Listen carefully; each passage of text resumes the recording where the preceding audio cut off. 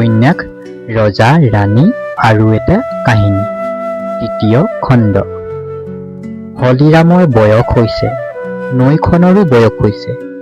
নৈখন অৱশ্যে হলিৰামতকৈ বয়সত ডাঙৰ, তথাপি তাই এতিয়াও গাভৰু। কত পৰিয়ালৰ কাহিনী জানে নৈখনে, তাৰ হিচাপ নাই। কত মানুহৰ জীৱন চিনে, তাৰো হিচাপ নাই। নৈখনে গাঁওখনক ভাল পায় বাবেইতো দুয়োকাষে দুইধাৰি আঁচল মেলি তাত চহাসকলক ঘৰ সাজিবলৈ মাটি দিছে। সেই মাটিত সোণগুটি যেন ধান উপজে। চাপৰিত মাজে মাজে আলু কচু দিয়া হয়।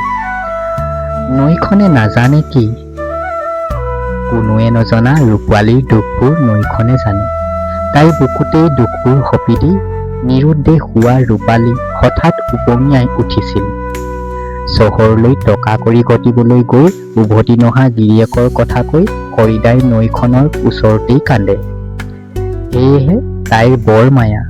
গাঁওখন তাইৰ চকুৰ মণি, তথাপি মাজে মাজে তাই অজিন পাতকীৰ দৰেই ৰূপ কৰি বহে।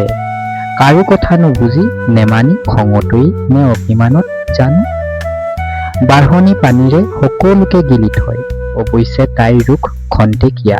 খং অভিমানৰ ঘাঁ শুকালেই তাই আকৌ আচল প্ৰতি গাঁওখনক তুলি ধৰে, ধন ধানেৰে উপচাই পেলায়। চকুৰ আগত এতিয়াও ভাহি আহে সেই বিশেষ দিনটোৰ কথা। নদীখনৰ পাৰত এৰা ধৰা কুঁৱলীৰ মাজত কাপোৰেৰে মেৰিয়াই থোৱা সেই সৰু টোপোলাটো।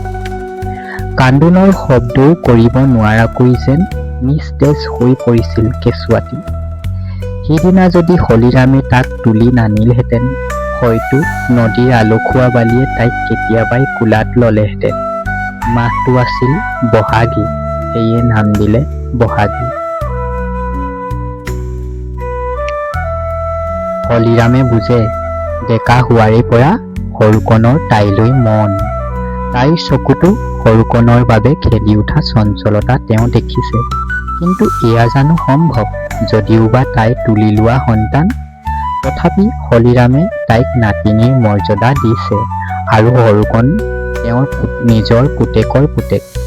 চাবলৈ গ'লে সম্পৰ্কত দুয়ো ককায়েক ভনীয়েক।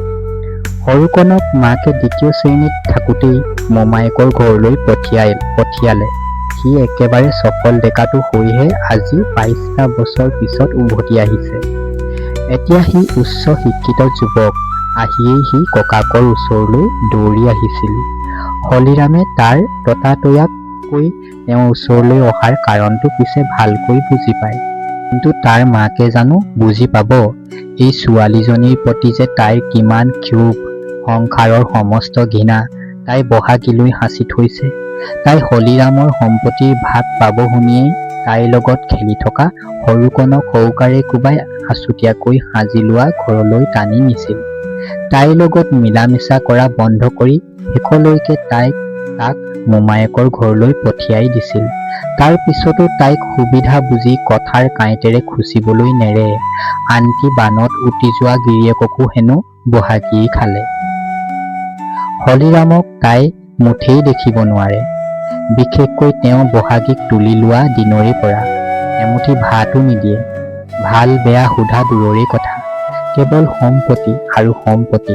আকৌ যদি পুতেকৰ এই কীৰ্তিৰ কথা কেনেবাকৈ গম পায়, তেন্তে এই দুখৰ বোজাও ছোৱালীজনীৰ পিঠিতে জাপি দিব। হলিৰাম মেৰপাকত পৰিল। সকলো জানি বাৰু তেওঁ কি কৰা উচিত? আজি বহাগীক লগ ধৰাটো খুবেই দৰকাৰ।